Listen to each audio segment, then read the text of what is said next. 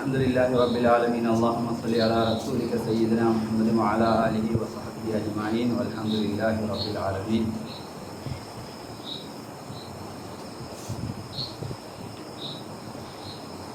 வழமையாக இங்கு ஓதப்பட்டு வரும் மௌலிதும் மற்ற உரை நிகழ்ச்சியும் நீங்கள் பல நாட்கள் கேட்டிருப்பீர்கள்.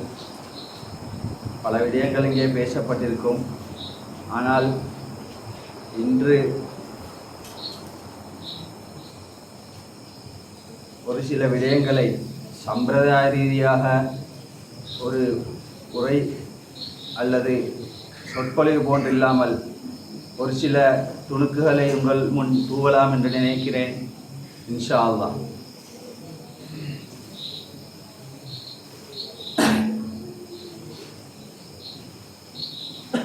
எங்களுக்கு தெரியும், அல்லாஹ் சுப்ஹானஹு வ தஆலா இந்த அகிலத்தை அண்ட சராசரங்களை படைத்தான். அனைத்தையும் படைப்பதற்கு முன்பாக இறைவன் மட்டுமே இந்த உலகில் இருந்தான். இறைவன் மட்டுமே தனியாக ஏகனாக இந்த உலகிலே இருந்தான்.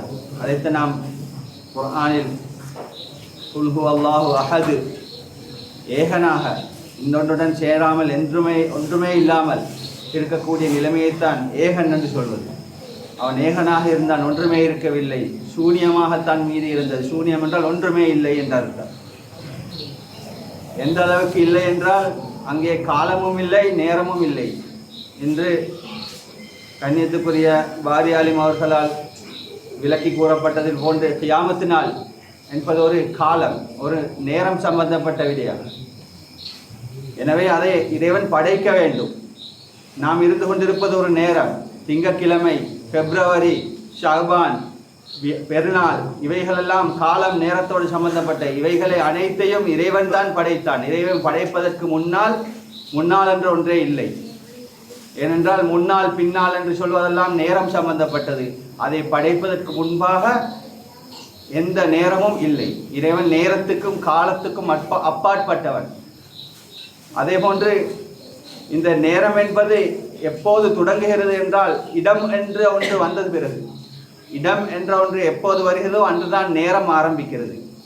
இந்த இடத்துடன் நேரம் எப்போதும் விட்டு பிரியாத ஒன்றாக இருக்கும். எங்கே இடம் இருக்கிறதோ அங்கே தான் நேரம் ஆரம்பமாகிறது. இடம் இல்லாத ஒன்றை வைத்துக்கொண்டு நேரம் பேச முடியாது.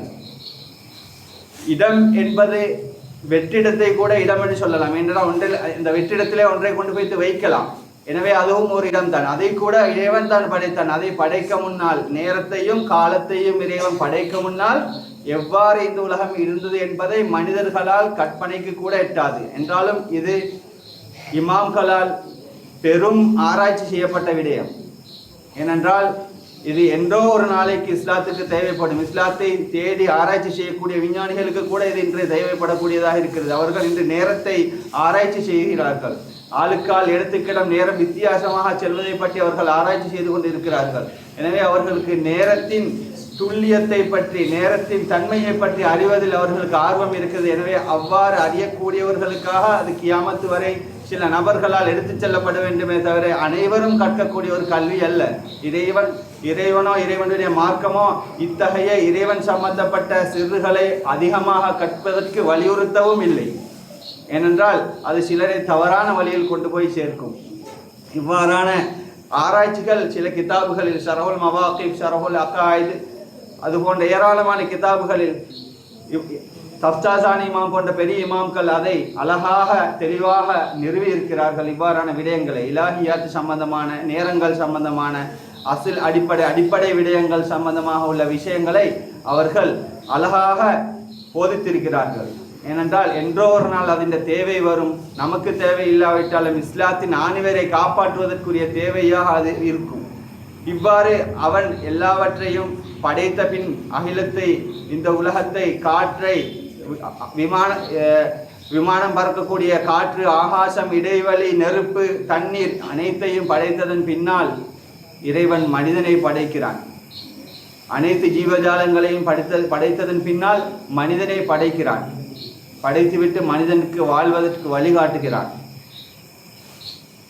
வாழ்வதற்கு எவ்வாறு வழிகாட்டுகிறான் என்றால், மனித சமுதாயத்துக்கு தலைவர்களாக, வழிகாட்டிகளாக நபிகளாரை நபிமார்களை அனுப்புகிறான். முதலாவதாக ஆதம் நபி அலைஹிஸ்ஸலாம் அவர்களுடைய மக்களுக்கு, ஏனென்றால் அவர்கள்தான் அலைஹிஸ்ஸலாத்து வஸ்ஸலாம் முதல் மனிதர். அவருடைய மக்களுக்கு வழிகாட்டுகிறார். அதன் பின்னால் ஒவ்வொரு நபிமார்களாக உலகத்தில் வருகிறார்கள். அவ்வாறு இரு நபி கண்மணி நாயகம் முஹம்மது முஸ்தபா ஸல்லல்லாஹு அலைஹி வஸல்லம் இந்த உலகத்துக்கு வருகிறார்கள். அவர்கள் இந்த உலகத்துக்கு வந்ததன் பின்னால் எங்களுக்கு ஏராளமான விடயங்கள் கூறி தருகிறார்கள். கூறியவற்றை நாம் இன்று 1400 வருடங்கள் பின்னடைந்ததன் பின்னால், 1400 வருடங்கள் சென்றதன் பின்னால் அவற்றை பின்பற்றி கொண்டிருக்கிறோம். எதை நாம் பின்பற்ற வேண்டும், எதை நான் விட வேண்டும் என்றதில் ஏராளமான சிக்கல்களும் கருத்து வித்தியாசங்களும் இந்த காலத்தில் நாம் எங்களுக்கு காட்டப்பட்ட வழியின் பேரில் நடந்து கொண்டிருக்கிறோம். எவ்வாறு எங்களுக்கு வழிகாட்டப்பட்டது? நபிமார்கள் எங்களுக்கு வழிகாட்டியது, அதாவது ஹதீஸில் சொல்லப்பட்டிருக்கிறது, அல் உலமா வர்ஹத்துல் அம்பியா, உலமாக்கள் என்று சொல்வது அம்பியாக்களுடைய பரம்பரை வாரிசு என்று சொல்லப்பட்டிருக்கிறது. காரணம் என்றால் நபிமார்கள் வந்தது தீனுல் இஸ்லாத்தை காப்பாற்றுவதற்காக, நபிமார்கள் வந்தது இந்த தீனுல் இஸ்லாத்தை கியாமத்து நாள் வரை எடுத்துச் செல்வதற்காக. அந்த வேலையை உலமாக்கள் நபிகள் நாயகம் ஸல்லல்லாஹு அலைஹி வஸல்லம் அவர்களின் உம்மத்தில் இருந்து கொண்டு செய்து கொண்டிருக்கிறார்கள். அந்த வரசத்தான, அந்த பரம்பரை சொத்தான தீனுல் இஸ்லாத்தை காப்பாற்றும் இந்த உலமாக்களாகிய அந்த மனிதர்களை நாம் சமூகம் அனைவரும் சேர்ந்து பின்பற்றி கொண்டிருக்கிறோம். ஆனால் இன்றைய காலகட்டத்தில் அவைகளை ஒன்றும் பின்பற்ற தேவையில்லை, உலமாக்களை பின்பற்ற தேவையில்லை, குர்ஆன் ஹதீஸை மட்டும் பின்பற்றுங்கள், இமாம்கள் தேவையில்லை, அவுலியாக்கள் தேவையில்லை, ஷேகுமார்கள் தேவையில்லை என்றெல்லாம் கோஷமிட்டு கொண்டிருக்கும் ஒரு சமுதாயத்தை நாம் கண்டு கொண்டிருக்கிறோம். நாம் கற்பனை செய்து பார்க்க வேண்டும், இவை அனைத்தும் இன்று இல்லாவிட்டால், அவுலியாக்கள், ஷேகுமார்கள், உஸ்தாதுமார்கள் அனைவரும் இல்லை, இன்றைய வஹாபிகள் கூறுவது போன்று இல்லை என்று வைத்துக் கொண்டால், இவைகள் உண்மையிலே தேவையில்லை என்று வைத்துக் கொண்டால், இஸ்லாம் இந்த இடம் வரை 1400 ஆண்டுகளை தாண்டி வந்திருக்குமா என்று நாம் சிந்தித்து பார்க்க வேண்டும். எனவே அவுலியாக்கள், ஷேகுமார்கள், உஸ்தாதுமார்கள் என்ற வரிசையில் இஸ்லாத்தை அல்லாஹு தஆலா காப்பாற்றி கொண்டிருக்கிறான் என்ற உண்மையை நாம் புரிந்து கொள்ள வேண்டும். யார் இவை அனைத்தையும் தேவையில்லை என்று சொல்கிறார்களோ அவர்கள் யூதர்களின் கோடாரி கம்பு என்பதை நாங்கள் புரிந்து கொள்ள வேண்டும். அவர்கள் இஸ்லாத்தின் ஆணிவேரை பிடுங்கி எறிவதற்கு முஸ்லிம்களையே பயன்படுத்தி கொண்டிருக்கிறார்கள். எனவே நாம் இஸ்லாத்தை சரியாக புரிந்து கொள்ள வேண்டும். இன்று ஏராளமான விடயங்களை, அது ஷிர்க், இது பித்அத், அது குஃப்ரு, ஷிர்க் என்றால் என்ன என்பதை சரியாக அவர்கள் கூற மாட்டார்கள். ஷிர்க் என்றால் இணை வைப்பது, அவர்களின் கருத்தில் வகை சொல்லி சொன்னால் இணை வைப்பது. மௌத்தானவர்களிடம், நல்லடியார்களிடம், கபர்களிடம் போய் நாம் உதவி தேடுவது ஷிர்க் என்று சொல்வார்கள். ஷிர்க் என்றால் இணை வைப்பது, இணை வைப்பதென்றால் இறைவனுக்கு ஒன்று இருக்கிறது, அதே போன்று இவருக்கும் இருக்கிறது என்று நாம் கூறுவது. அப்போது இறந்தவர்களிடம் என்ன இருக்கிறது? உயிர் இல்லை, அதனால் தான் இறந்தவர்கள் என்று சொல்கிறோம். யார் பார்வையில்? வஹாபிகளின் பார்வையில். நாம் அவர்களுக்கு இறைவன் மீண்டும் உயிரை கொடுத்து, சக்திகளை கொடுத்து, இந்த உலகத்தில் நல்லடியார்களுக்கு உதவும் ஆற்றலை இறைவன் கொடுத்திருக்கிறான் என்பதை நாம் நம்புகிறோம். ஆனால் வஹாபியின் பார்வையில் இறந்தவர் தான். அப்போது அவர்களிடத்தில் உதவி தேடினால் இணை வைப்பாகுவது எப்படி என்று நாம் சிந்திக்க வேண்டும். அல்லாஹ் உயிர் உள்ளவன், ஹய்யுன், அல்லாஹு ஹய்யுன், அவன் உயிரோடு உள்ளவன். அல்லாஹ்விடத்தில் உதவி தேடுவதை போன்று இறந்தவர்களிடத்தில் உதவி தேடினால் எப்படி இணையாகும்? இறந்தவர் உயிருள்ளவர்களிடத்தில் கேட்டால் தான் ஷிர்க் சொல்ல வேண்டும். வைத்தியரிடம் போய் மருந்து கேட்டால் வைத்தியர் உயிருள்ளது, இறைவன் ஹய் உயிருள்ளவன். எனவே அங்கே ஷிர்க் வரலாம்.